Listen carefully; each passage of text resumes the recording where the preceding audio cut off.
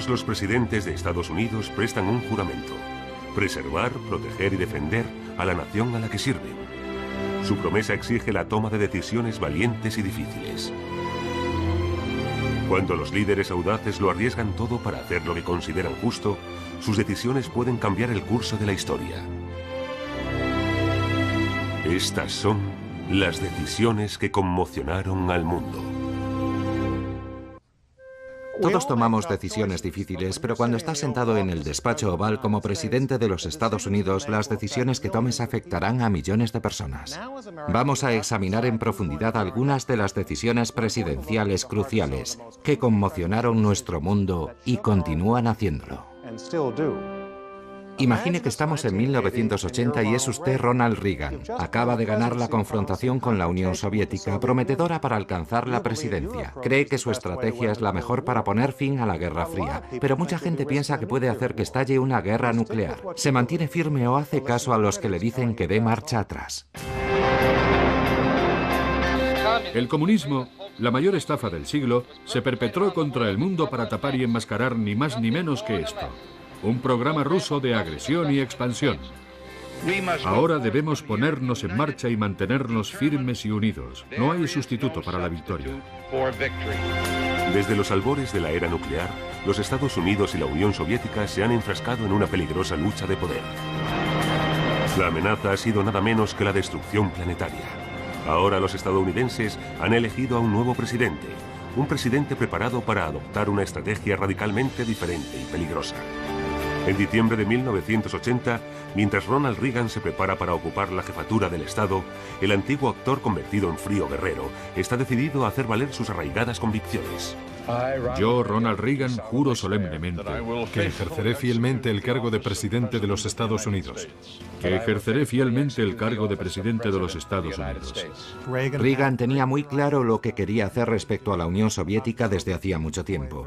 Creía que la única manera de conseguir que tu contraparte negocie y te tome en serio es desarrollando tu poderío, amenazándoles, haciéndoles temerte. Y entonces negociarán en serio.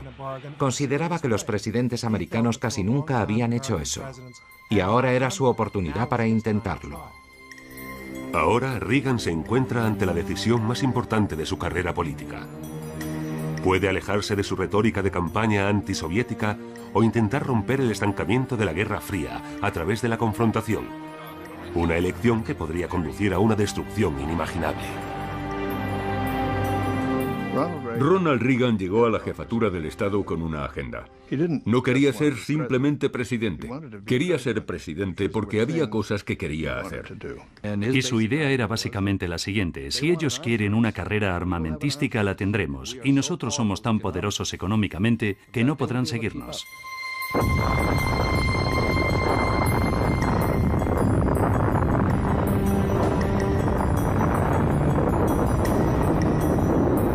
Reagan había formado sus ideas políticas en el apogeo de la Guerra Fría, cuando las dos grandes potencias militares del globo, la Unión Soviética y los Estados Unidos, estaban enfrascadas en una desesperada batalla por la superioridad nuclear. Yo creo que Reagan siempre creyó que la única manera de resolver aquello era mediante una posición de fuerza. Pensaba que por su edad y por el hecho de que había sobrevivido a 2 guerras mundiales, él era el hombre que podía hacerlo. Y también se consideraba bastante buen negociador. Y lo consideraba así desde la época en el gremio de actores de cine, cuando era presidente del sindicato. Un consejo de la industria cinematográfica remite una carta al Comité de Actividades Antiestadounidenses que actualmente celebra una sesión en Hollywood. Reagan se ganó una temprana reputación como obstinado presidente del gremio de actores de cine. En aquel momento, Hollywood se encontraba bajo la profunda sospecha de ser un semillero de ideas comunistas, cargos que enfurecían al carismático actor. No creo que los comunistas hayan podido utilizar nunca las pantallas de cine como caja de resonancia para su filosofía o ideología. El miedo a un ataque comunista alcanzó un clímax aterrador con la crisis de los misiles cubanos en 1962. cuando los Estados Unidos y la Unión Soviética se mantuvieron en alerta roja, mirándose frente a frente a través del abismo nuclear. El presidente Kennedy desveló las intenciones de los rusos, pero como muchos conservadores, Reagan seguía pensando que los demócratas habían sido demasiado blandos con los soviéticos.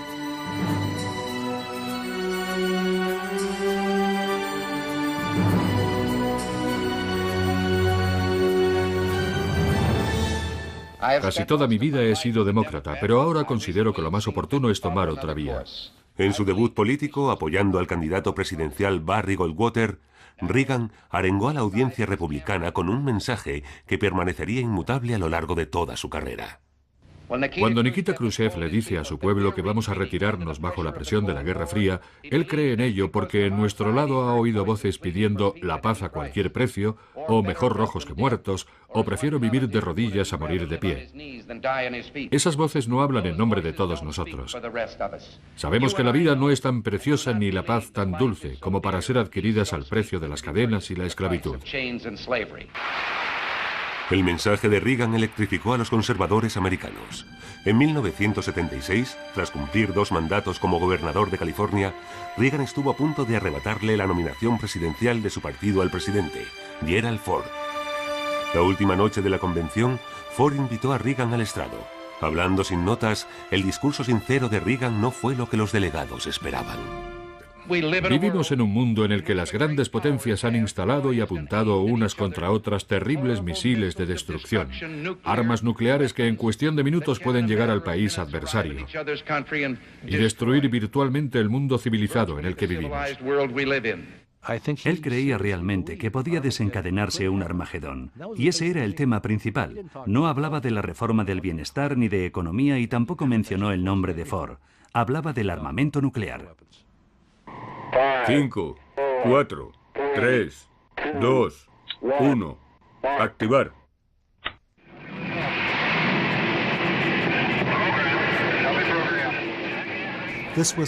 Era alguien que por motivos religiosos sentía que era inmoral permitir la existencia de aquellos enormes arsenales nucleares en los dos lados, y que un presidente tenía la obligación moral de hacer algo para intentar reducir aquellas armas y liberar a la humanidad de ese peligro. En 1979, mientras preparaba su nueva candidatura a la Casa Blanca, Reagan tuvo otra revelación en el corazón de las montañas rocosas.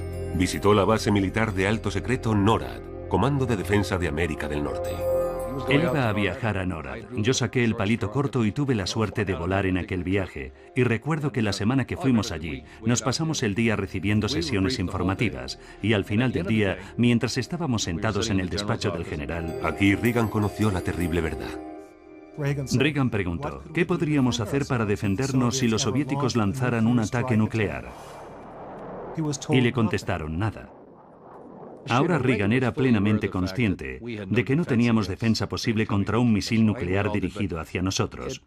De alguna manera fue como una reafirmación que el general de la base militar dijera que estábamos indefensos.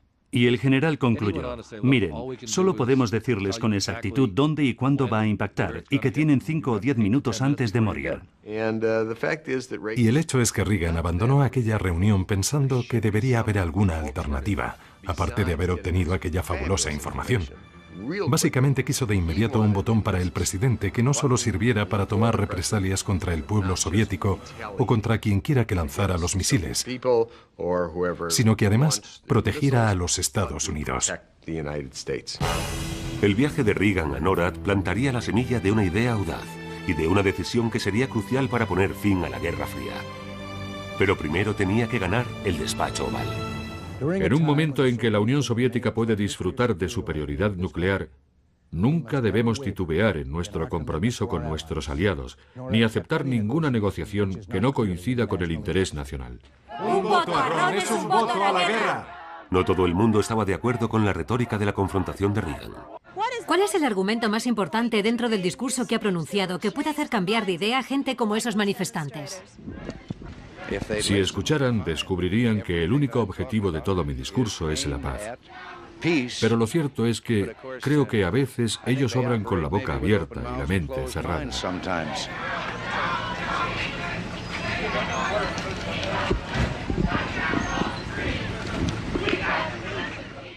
Consciente de la responsabilidad que conlleva la confianza que habéis depositado en mí, acepto vuestra nominación a la presidencia de los Estados Unidos. En 1980, en su segunda candidatura a la presidencia, Reagan ganó la nominación de su partido. Eligió esa noche para revelar sus raras veces vista faceta religiosa. Podemos iniciar nuestra cruzada, unidos en un momento de silenciosa oración.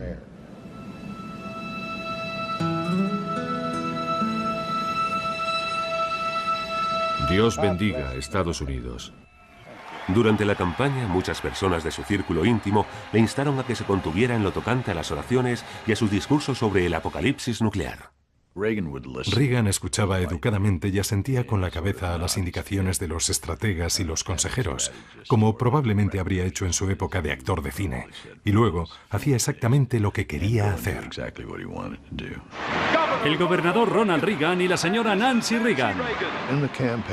En la campaña de 1980, estuvo solo en muchos temas importantes y le dijo al pueblo americano básicamente cuál era su posicionamiento. A medida que se aproximaban las elecciones de 1980, la crisis de los rehenes de Irán reforzaba la idea de la debilidad de Estados Unidos en ultramar. Debemos preguntarnos, ¿son los Estados Unidos más seguros? ¿Confiamos en la paz mundial más que tan solo hace 4 años? Los votantes acogieron favorablemente el mensaje de paz mediante la fuerza, y el 4 de noviembre de 1980, Ronald Reagan accedió a la jefatura del Estado. Triunfo aplastante de Reagan. Abraham Lincoln, el día siguiente a su elección a la presidencia, dijo: vuestros problemas se han terminado, los míos acaban de comenzar. Y después de las elecciones, Nixon fue a hablar con Reagan y le dijo: todas las cosas de las que has hablado son interesantes, pero tenemos que volver a lidiar con esa gente de forma realista. Necesitábamos mantener una posición mucho más fuerte vis-a-vis con la Unión Soviética, porque estaban desarrollando de forma implacable una impresionante maquinaria militar. Y tuvo un efecto real no solo en el equilibrio militar, sino en el equilibrio psicológico con los aliados en Europa y en el resto del mundo. El día siguiente a su toma de posesión, Reagan deja clara su política exterior. En su primera conferencia de prensa como presidente, expone sus argumentos a favor de una confrontación y no un apaciguamiento de los soviéticos.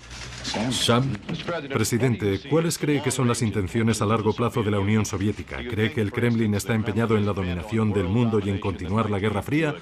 ¿O piensa que en unas circunstancias diferentes la distensión es posible? hasta la fecha, la distensión ha sido una calle de sentido único que la Unión Soviética ha utilizado para perseguir sus propios objetivos. La única moralidad que ellos reconocen es aquella que promueva su causa, lo que significa que se reservan el derecho a cometer cualquier crimen, mentir, hacer trampas para conseguirlo, y resulta que eso es moral, no inmoral. Y nosotros funcionamos con unas normas diferentes. Y todo el mundo dijo: esto es un material fantástico para un comentarista de radio o un portavoz político, pero en boca de un nuevo presidente es sencillamente increíble. No hay ninguna duda en cuanto a que desde el principio Reagan quería que los soviéticos supieran, tanto por lo que él decía como por otras acciones, que aquella era una nueva era y que él era una persona de firmes convicciones, que no iba a dar marcha atrás. Reagan no pierde el tiempo en hacer saber al Kremlin que la era de los privilegios especiales se ha terminado. El primer objetivo de la nueva política es el embajador soviético Anatoly Dobrynin. Siempre bajaba al garaje y cogía el ascensor privado al despacho del secretario de Estado. La primera vez en la administración Reagan que se reunía con el secretario de Estado Hay, le dijeron que no entrara en el garaje. Le dijeron que diera la vuelta y entrara de la forma habitual, demostrándole de forma muy grosera que había un nuevo régimen en el poder. Pero solo 70 días después de haber accedido a la presidencia, todos sus planes quedarán en suspenso en un momento terrible. ¡Presidente Reagan! ¡Señor presidente!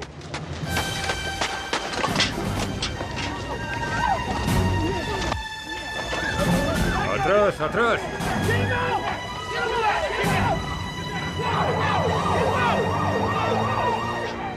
Estuvo muy cerca de la muerte 2 veces, una por la bala, pero después sufrió una infección que estuvo a punto de acabar con su vida. Aquello lo mantuvieron en secreto. Nos sentimos agradecidos por los informes que nos dicen que el presidente Reagan se recuperará y rezamos por aquellos que resultaron heridos con él.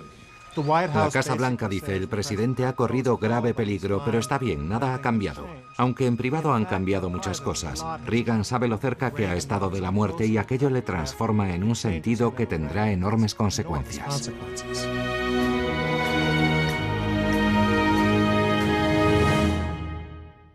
¡Presidente Reagan! Yo no sabía que me habían disparado. De hecho, pregunté qué era aquel ruido. Creía que eran petardos. Cuando entré, estaba terminando una reunión de todos los médicos del hospital. Y cuando vi a todos aquellos médicos a mi alrededor, dije, espero que sean todos republicanos. ¿Cómo se encuentra? Muy bien. Después del tiroteo, Reagan realmente sintió que había sido elegido para un propósito divino. Y ese propósito era liberar al mundo del comunismo. Y como mínimo reducir, si no acabar, con las armas nucleares. Si sientes que Dios te ha salvado para que cumplas un gran propósito, tiendes a sentirte más seguro en tus propias intenciones. Antes del tiroteo, Reagan seguía los consejos de los profesionales en política exterior que le decían, presidente, esto no se hace de esta forma. Después del tiroteo se sentía mucho más seguro de sí mismo. 6 días después de abandonar el hospital, escribió una carta al líder soviético Brezhnev. ¿Es posible que hayamos permitido que la ideología, la filosofía política y económica y las políticas gubernamentales nos impidan tomar en consideración los problemas reales de nuestros pueblos? Su equipo no le dio mucha importancia. Su actitud era, ¿qué diablos hace el presidente escribiéndole una carta a Brezhnev? Se supone que no debe hacer eso. La gente tenía muchas dudas acerca de la capacidad de aquel hombre para hacer frente al escenario mundial. No tenía ninguna experiencia. Seguía siendo básicamente un actor.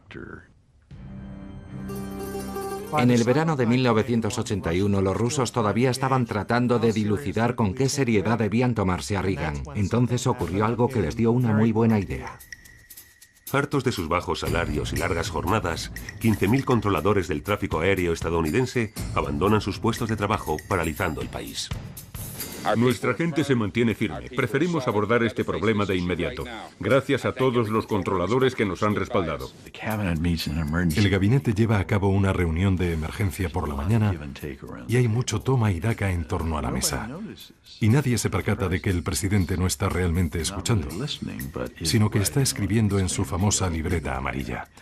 Y al cabo de 15 o 20 minutos en los que todo el mundo había estado ignorando al presidente, Reagan dice, disculpen, ¿podrían escucharme un minuto?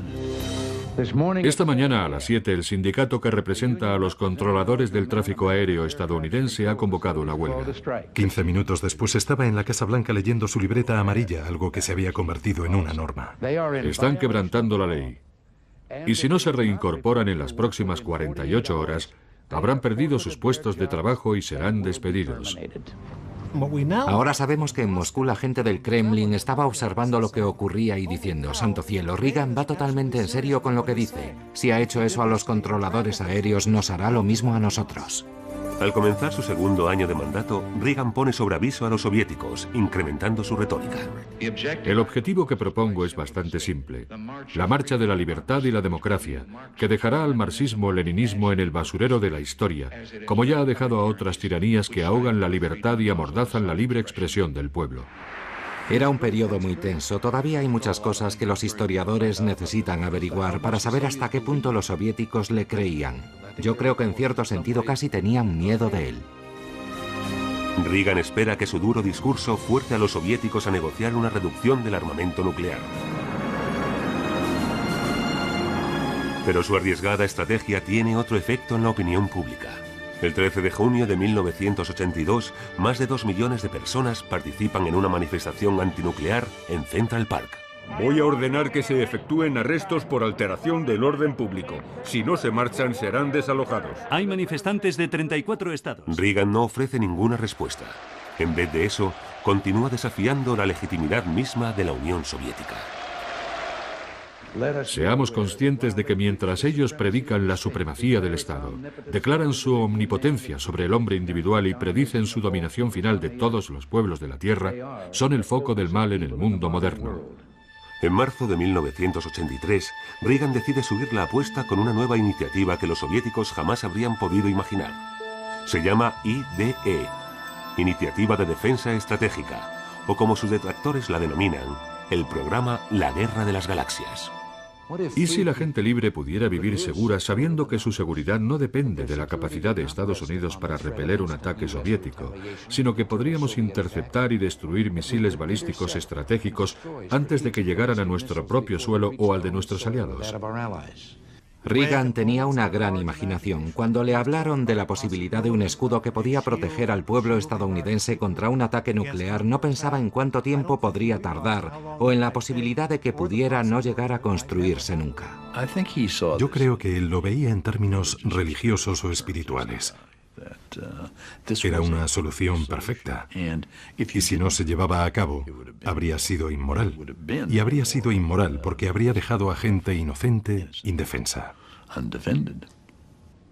Exagerando un poco, era como si lo único que necesitases para obtenerlo fuese la voluntad y el dinero necesarios para comprarlo. Y de hecho, 30 años después, los escudos antimisiles siguen siendo altamente imperfectos, pero Reagan estaba totalmente fuera de su marco temporal. Era muy ingenuo.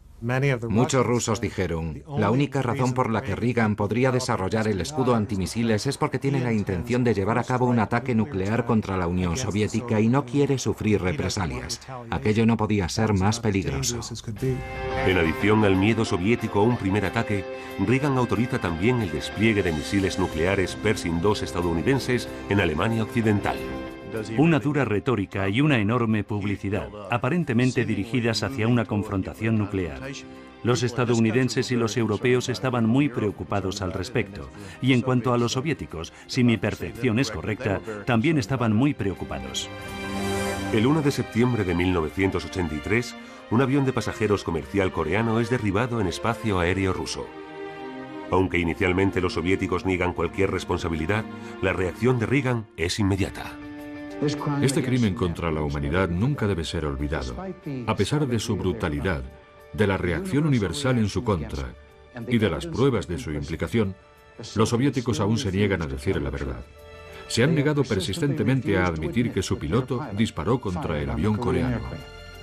Reagan dijo, este es un ejemplo revelador de que la guerra que la Unión Soviética mantiene con el mundo es la que ha incrementado la tensión entre ambos países y ha elevado el riesgo de una guerra nuclear.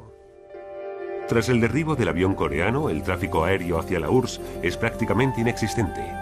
Sin embargo, una ciudadana llamada Susan Massey embarca en un avión con destino a Moscú, decidida a continuar su investigación sobre la historia cultural de Rusia. No había nadie en el avión excepto yo cuando aterrizamos, y esta es una imagen que nunca voy a olvidar. No había ni un alma en aquel enorme aeropuerto.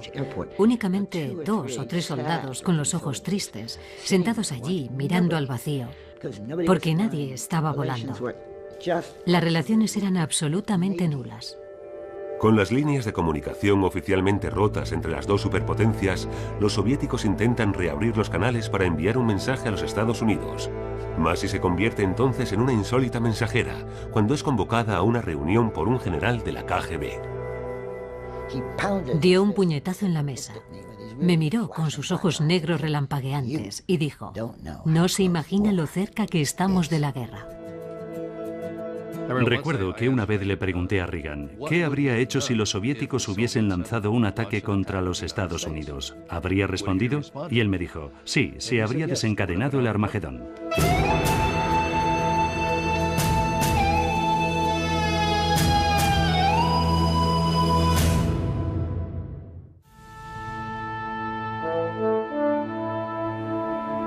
Reagan pensaba que la única manera de negociar con los soviéticos era asustarles con el poderío estadounidense, y se mantuvo firme en su postura. Reagan sabe, gracias a los informes de inteligencia, que la economía soviética se encuentra en un momento crítico y que hay signos de malestar en las provincias. En algunas discusiones que mantuve con Reagan, yo defendía que la Unión Soviética no iba a derrumbarse. Recuerdo habérselo dicho varias veces. Todos los expertos pensábamos que sabíamos mucho más que Reagan sobre ese tema, pero resultó que él tenía razón y nosotros estábamos equivocados.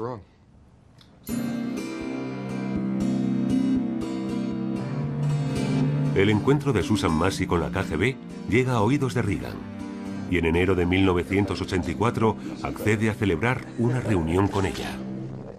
Me alegra volver a verla. ¿Qué tal? Me alegro mucho de verle. Hola, me alegro de verle. De todas las personas que he visto informar al presidente, Susan Massey fue la primera con la que Reagan se mostró realmente entusiasmado por la nueva información y la ayuda que estaba recibiendo sobre cómo tratar con los soviéticos. Yo no sabía nada respecto a Reagan y como muchos otros le veía como un simple actor, pero esa era una de sus virtudes. Los actores beben de las historias, de los sentimientos y de la observación, y todos esos aspectos no estaban a su disposición. Recibí una carta que me causó una gran sorpresa de un viejo amigo, George Montgomery, el actor, sí, que estuvo casado con Dinah Shore. Recibí una carta suya después de muchos años y George acababa de regresar de Rusia. El presidente estaba muy preocupado por esa sociedad atea, esa sociedad oficialmente agnóstica que era la Unión Soviética. Le inquietaba que todo el talento, toda la inteligencia que los rusos poseían fueran empleados de una manera equivocada debido a la ausencia de creencias religiosas o espirituales, de ética si lo prefiere, y que eso podría provocar el Armagedón. Y me pareció realmente extraordinario que el presidente de los Estados Unidos no supiera nada acerca del profundo sentimiento religioso que existía en la Unión Soviética. Nadie se lo había dicho. Hola. Me alegro mucho de verla. Reagan invitaría después a Massey a la Casa Blanca con regularidad para que ésta le ayudase a ampliar sus conocimientos sobre la Unión Soviética. Esto es para usted. Gracias. Intenté que captara la imagen de un país que no era un grupo monolítico de comunistas desfilando con paso marcial, sino al contrario, un país con una enorme diversidad. Y que para cualquier líder soviético entrañaría una enorme dificultad lidiar con un pueblo que era básicamente ingobernable. La diversidad era un aspecto esencial y eso es precisamente lo que intenté que percibiera. Reagan permanecía con la mirada distraída cuando la CIA y los expertos en el Kremlin del Departamento de Estado entraban en su despacho y mantenían constantes sesiones informativas. Pero si entrabas y le hablabas sobre el alma del pueblo ruso, se mostraba alerta y tomaba notas. Estaba convencido de que esa era realmente la respuesta al problema. En una carta privada que envía a Massey en marzo de 1984, Reagan expresa sus esperanzas de paz con el pueblo ruso en términos espirituales. Escribe: al igual que usted, sigo creyendo que la religión puede ser un factor importante para conseguir un cambio en la situación actual. Las cartas que escribe y que versan sobre la religión y su creencia en Dios son muy profundas y lo impregnan todo, pero nunca hablaba de ello. La gente busca siempre pistas sobre lo que un líder cree realmente en privado. Reagan sabía que estaba desafiando a la Unión Soviética para poder negociar con ellos y poner fin a la Guerra Fría, pero la mayoría de los estadounidenses lo ignoraba. En agosto de 1984, probando micrófono antes de un discurso por la radio, a Reagan se le escapó una broma muy controvertida. Muy bien, mis compatriotas estadounidenses. Tengo el gusto de anunciarles que hoy he firmado una ley que proscribirá a Rusia para siempre. Empezamos a bombardear en 5 minutos. Este desliz refuerza la percepción que se tiene de Reagan como un vaquero de gatillo fácil. A medida que se acercan las elecciones de 1984, el candidato demócrata, Walter Mondale, toma impulso. Estamos en esto juntos. No es solo mi causa, es nuestra causa y debemos ganarla juntos. Los votantes están inquietos por la agresiva actitud antisoviética de Reagan.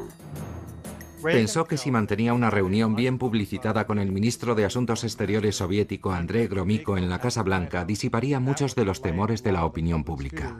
La primera dama, Nancy Reagan, se da cuenta de que esta reunión es crucial para su marido y se sale completamente del guión. Entró en la estancia y se dirigió directamente hacia Gromyko. Él se quedó, creo yo, muy sorprendido. Gromyko centró inmediatamente toda su atención en ella. No prestó atención a nadie más.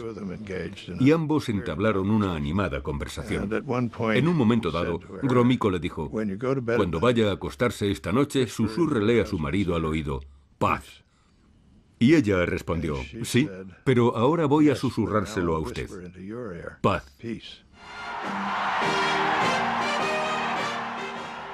Pese a la inquietud que despertaban sus políticas, la popularidad de Reagan le brinda una victoria aplastante en las elecciones.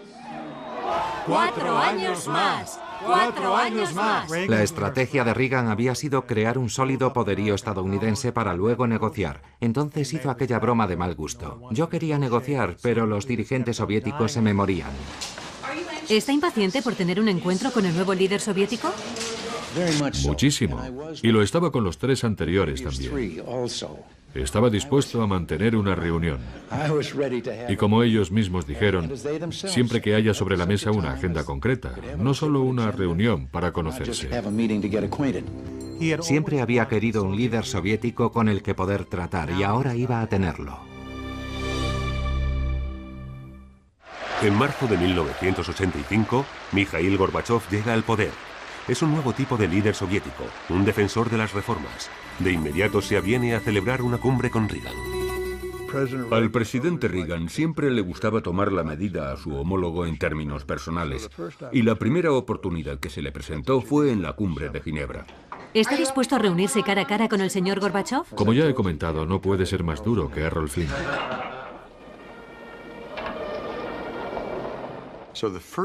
Las primeras imágenes de la cumbre nos muestran a un Ronald Reagan bajando la escalinata y saliendo de una limusina con un abrigo ruso está Mikhail Gorbachov. Lleva sombrero y también una bufanda. Reagan no lleva puesto su abrigo y estamos en noviembre del 85, así que de un lado tenemos a un Ronald Reagan en plena forma a su edad y de otro lado a Mikhail Gorbachov, un hombrecillo procedente de un imperio casi decrépito. Gorbachov tuvo un gesto amable, pero solo sirvió para hacerle el juego a Reagan. Comenzó señalando la diferencia en la vestimenta. Fue una imagen impactante. Yo estaba en la Unión Soviética viéndolo por televisión con un montón de amigos. Ellos nunca habían visto a Reagan por televisión, nunca lo habían mostrado. Cuando salió así vestido, había que oír sus comentarios. Decían, ¿qué país es Estados Unidos? Ese hombre tiene 75 años y está ahí fuera, sin abrigo y sin sombrero. Sabía que esa imagen daría la vuelta al mundo y que sugeriría no solo que él estaba en una posición dominante, sino también Estados Unidos como país. Recuerdo que un hombre de la Casa Blanca cuyo cometido consistía en cumplir la agenda se acercó a mí y me dijo, ¿debo entrar a interrumpirles? Yo contesté, ¿ha perdido usted el juicio? Cuanto más tiempo dure esto, mejor. Cuando comenzó su diálogo con Gorbachov, pensó que era una persona con la que se podía tratar y se enfrentó abiertamente a algunas personas dentro de su propia administración que consideraban a Gorbachov el mismo líder soviético de siempre, pero con una sonrisa más afable. Le pregunté, ¿qué le dijo a Gorbachov? Y él me contestó, bueno, fundamentalmente le he dicho que no podía ganar la carrera armamentística, que era del todo imposible, que no se lo permitiríamos, que no podía ganarla y que debíamos negociar. Yo lo interpreté como una forma muy suave y delicada de amenazarle. Mira, tú no puedes ganarla y la vamos a ganar nosotros. No hay vuelta de hoja. Gorbachov me dijo que pensaba que iba a conocer a un dinosaurio, pero que en vez de eso conoció a un ser humano. Toda la cumbre giró en torno a la iniciativa de defensa estratégica, algo curioso porque esta carecía de fondos, no disponía de personal y estaba en una fase incipiente. Solo se había mencionado en un discurso presidencial, pero de alguna manera puso a los soviéticos contra la pared.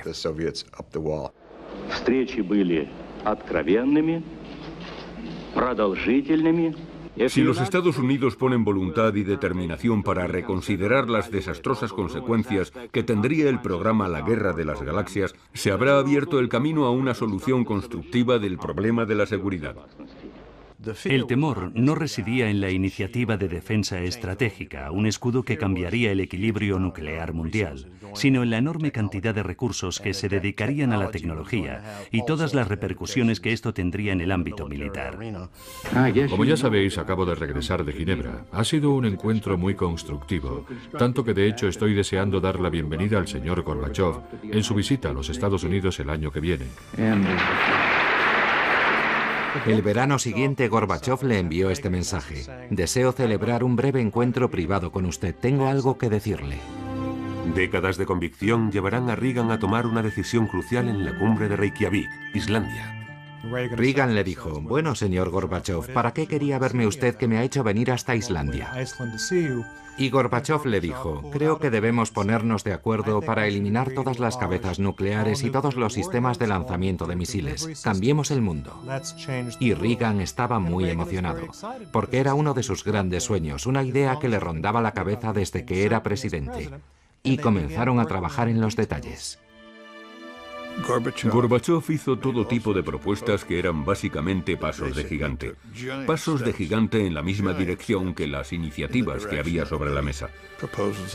El presidente estaba allí sentado escuchando las propuestas y por supuesto su reacción fue, me parece fantástico, siga por ese camino. Ningún miembro del Congreso que yo sepa estaba preparado para la discusión que tuvo lugar en la cumbre. Y francamente, creo que ni siquiera Reagan o Gorbachev estaban preparados. Entonces Reagan tuvo que enfrentarse a un terrible dilema.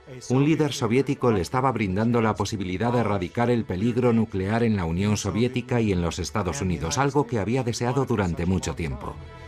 Pero la contrapartida era renunciar al desarrollo de la iniciativa de defensa estratégica. Recuerdo que Gorbachev le dijo al presidente, si destruimos todos los misiles balísticos, ¿para qué quiere una defensa estratégica contra ellos? Y el presidente le contestó, porque en esta época hay gente capaz de fabricarlos y nunca se sabe si un Estado irresponsable podría obtenerlos. Así que necesitamos una póliza de seguros, y su país la necesitará tanto como el nuestro. Reagan decide que sacrificar su plan es un precio demasiado alto, y rechaza la propuesta de Gorbachev. Me escribió, George, ¿hago bien? Y le respondí, absolutamente. Y estuve más orgulloso que nunca de él porque se mantuvo fiel a sus convicciones. El público los vio salir de aquel edificio y algunos pensaron que iba a producirse una especie de nueva Guerra Fría, ya que era evidente que ambos líderes se despedían muy contrariados. Gorbachev dijo algo así como, no sé qué más podía haber hecho, señor presidente. Y el presidente Reagan contestó, podría haber dicho que sí. Era incapaz de permanecer sentado de lo furioso que estaba. No paraba de dar vueltas y decía, hemos estado así de cerca y no entiendo por qué lo ha hecho. Estaba profundamente irritado. Reagan era muy testarudo cuando pensaba que tenía razón. Y cuanto más presionado se sentía, más testarudo se volvía. Si hubiesen firmado un acuerdo, habría sido un éxito rotundo. No pudo ser, pero tampoco ha sido un fracaso. Hay un esfuerzo decidido en este momento por parte de la Administración en pintar con enorme optimismo toda la secuencia de acontecimientos ocurridos en la cumbre. El secretario general de la Unión Soviética quería llegar a un acuerdo que nos habría impedido, de facto, el desarrollo de la IDE durante 10 años. De hecho, la quería eliminar. Y si yo no aceptaba, todo el trabajo encaminado a la eliminación de las armas nucleares se iría por el desagüe. Cancelado. Le contesté que me había comprometido con el pueblo estadounidense a no utilizar la iniciativa de defensa como moneda de cambio y que bajo ningún concepto estaba dispuesto a renunciar a protegerles contra la destrucción nuclear. La extraña paradoja de la historia es que de aquella cumbre de Reykjavik salieron algunas cosas beneficiosas muy tangibles. El presidente Reagan poseía una capacidad casi sin precedentes de poner sobre la mesa cosas que podían parecer un tanto ingenuas, pero que al final estimulaban una enorme creatividad.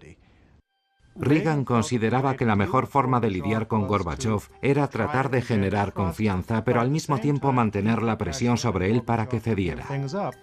En una histórica visita a Berlín, Reagan se sitúa al lado del muro, el último símbolo que encarna a sus ojos todo lo malo que hay en el sistema soviético. Plenamente consciente de que su voz se puede oír desde el otro lado del muro, plantea un gran desafío a su homólogo en el Kremlin.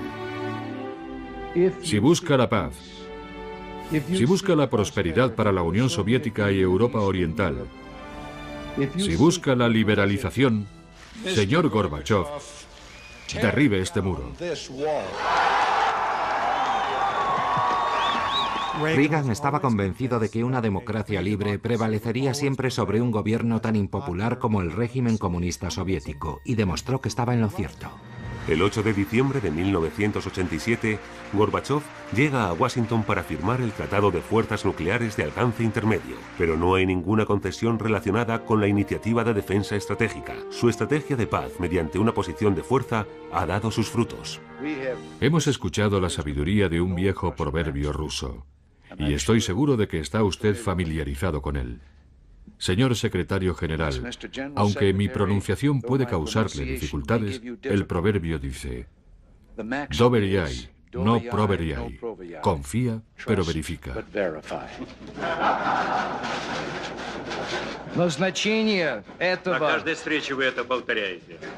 Lo repite usted en cada encuentro. Unos meses más tarde, Gorbachov invita a Reagan a visitar la Unión Soviética. Se produjo una escena que nunca esperábamos ver. Ronald Reagan en la Plaza Roja caminando al lado de su amigo, el líder de la Unión Soviética, Mikhail Gorbachov.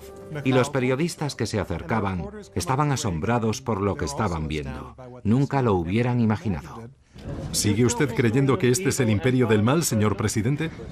No, solo puedo decirles que los dos hemos convenido que hablar entre nosotros, en vez de hablar el uno del otro, es la forma de evitar los problemas. En diciembre de 1988, Ronald Reagan celebra el último encuentro en calidad de presidente de los Estados Unidos con su amigo Mikhail Gorbachov. La Unión Soviética conserva aún su poder, Europa Oriental sigue sufriendo detrás del telón de acero, y el muro de Berlín sigue en pie. Pero Ronald Reagan ha sentado las bases para una transformación global. ¿Fue Reagan el responsable del fin de la Guerra Fría? En realidad no lo sabemos. Es muy posible que si otro hubiese ocupado el cargo habría sucedido lo mismo, pero no tan rápido, porque nadie estaba enfocando el problema de la manera que él lo hacía.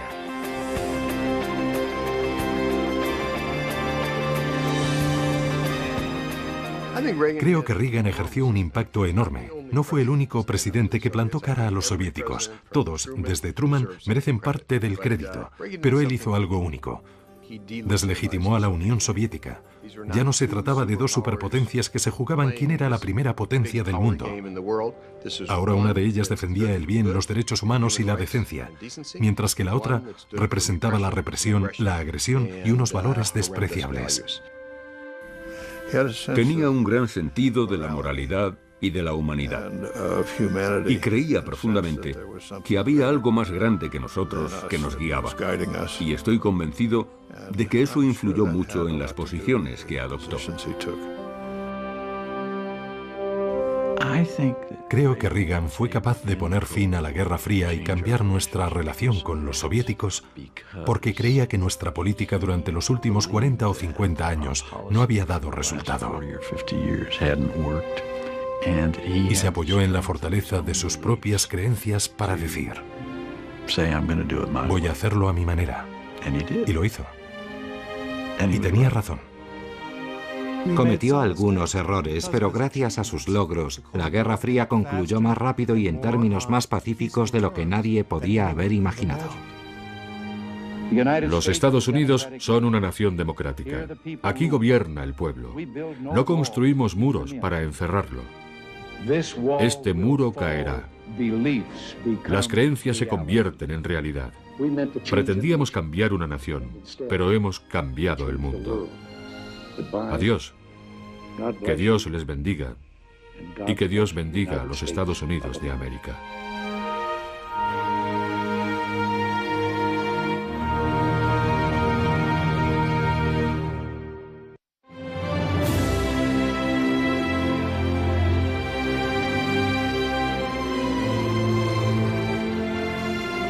Reagan arengó a la audiencia republicana con un mensaje que permanecería inmutable a lo largo de toda su carrera.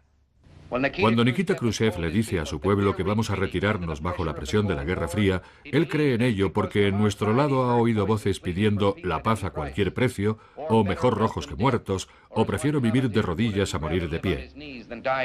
Esas voces no hablan en nombre de todos nosotros. Sabemos que la vida no es tan preciosa ni la paz tan dulce como para ser adquiridas al precio de las cadenas y la esclavitud. El mensaje de Reagan electrificó a los conservadores americanos. En 1976, tras cumplir 2 mandatos como gobernador de California, Reagan estuvo a punto de arrebatarle la nominación presidencial de su partido al presidente, Gerald Ford. La última noche de la convención, Ford invitó a Reagan al estrado. Hablando sin notas, el discurso sincero de Reagan no fue lo que los delegados esperaban. Vivimos en un mundo en el que las grandes potencias han instalado y apuntado unas contra otras terribles misiles de destrucción, armas nucleares que en cuestión de minutos pueden llegar al país adversario y destruir virtualmente el mundo civilizado en el que vivimos. Él creía realmente que podía desencadenarse un Armagedón, y ese era el tema principal. No hablaba de la reforma del bienestar ni de Y lo consideraba así desde la época en el gremio de actores de cine, cuando era presidente del sindicato. Un consejo de la industria cinematográfica remite una carta al Comité de Actividades Antiestadounidenses que actualmente celebra una sesión en Hollywood. Reagan se ganó una temprana reputación como obstinado presidente del gremio de actores de cine. En aquel momento, Hollywood se encontraba bajo la profunda sospecha de ser un semillero de ideas comunistas, cargos que enfurecían al carismático actor.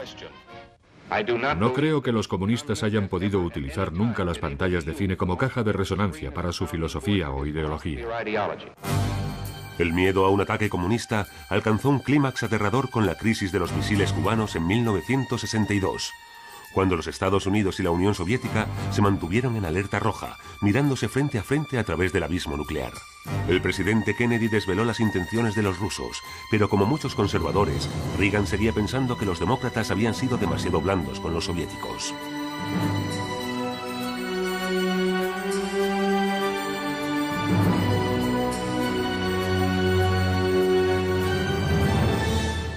Casi toda mi vida he sido demócrata, pero ahora considero que lo más oportuno es tomar otra vía. En su debut político, apoyando al candidato presidencial Barry Goldwater, se encuentra ante la decisión más importante de su carrera política. Puede alejarse de su retórica de campaña antisoviética o intentar romper el estancamiento de la Guerra Fría a través de la confrontación. Una elección que podría conducir a una destrucción inimaginable. Ronald Reagan llegó a la jefatura del Estado con una agenda. No quería ser simplemente presidente. Quería ser presidente porque había cosas que quería hacer. Y su idea era básicamente la siguiente: si ellos quieren una carrera armamentística, la tendremos, y nosotros somos tan poderosos económicamente que no podrán seguirnos.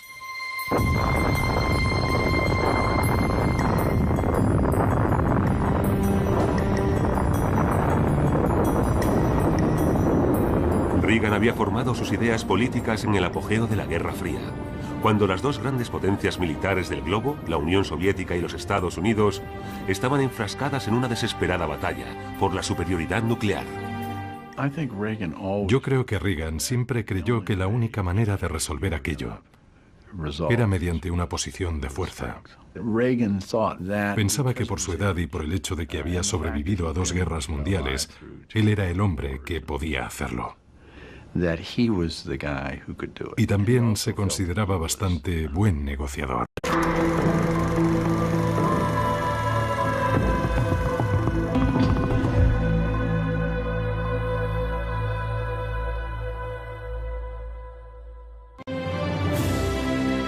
Todos los presidentes de Estados Unidos prestan un juramento: preservar, proteger y defender a la nación a la que sirven. Su promesa exige la toma de decisiones valientes y difíciles. Cuando los líderes audaces lo arriesgan todo para hacer lo que consideran justo, sus decisiones pueden cambiar el curso de la historia.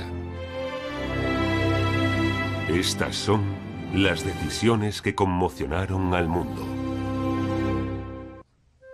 Todos tomamos decisiones difíciles, pero cuando estás sentado en el despacho oval como presidente de los Estados Unidos, las decisiones que tomes afectarán a millones de personas. Vamos a examinar en profundidad algunas de las decisiones presidenciales cruciales que conmocionaron nuestro mundo y continúan haciéndolo. Imagine que estamos en 1980 y es usted Ronald Reagan. Acaba de ganar la confrontación con la Unión Soviética, prometedora para alcanzar la presidencia. Cree que su estrategia es la mejor para poner fin a la Guerra Fría, pero mucha gente piensa que puede hacer que estalle una guerra nuclear. ¿Se mantiene firme o hace caso a los que le dicen que dé marcha atrás? El comunismo, la mayor estafa del siglo, se perpetró contra el mundo para tapar y enmascarar ni más ni menos que esto. Un programa ruso de agresión y expansión. Ahora debemos ponernos en marcha y mantenernos firmes y unidos. No hay sustituto para la victoria. Desde los albores de la era nuclear, los Estados Unidos y la Unión Soviética se han enfrascado en una peligrosa lucha de poder. La amenaza ha sido nada menos que la destrucción planetaria. Ahora los estadounidenses han elegido a un nuevo presidente, un presidente preparado para adoptar una estrategia radicalmente diferente y peligrosa. En diciembre de 1980, mientras Ronald Reagan se prepara para ocupar la jefatura del Estado, el antiguo actor convertido en frío guerrero está decidido a hacer valer sus arraigadas convicciones. Yo, Ronald Reagan, juro solemnemente que ejerceré fielmente el cargo de presidente de los Estados Unidos. Que ejerceré fielmente el cargo de presidente de los Estados Unidos. Reagan tenía muy claro lo que quería hacer respecto a la Unión Soviética desde hacía mucho tiempo. Creía que la única manera de conseguir que tu contraparte negocie y te tome en serio es desarrollando tu poderío, amenazándoles, haciéndoles temerte. Y entonces negociarán en serio. Consideraba que los presidentes americanos casi nunca habían hecho eso. Y ahora era su oportunidad para intentarlo. Ahora Reagan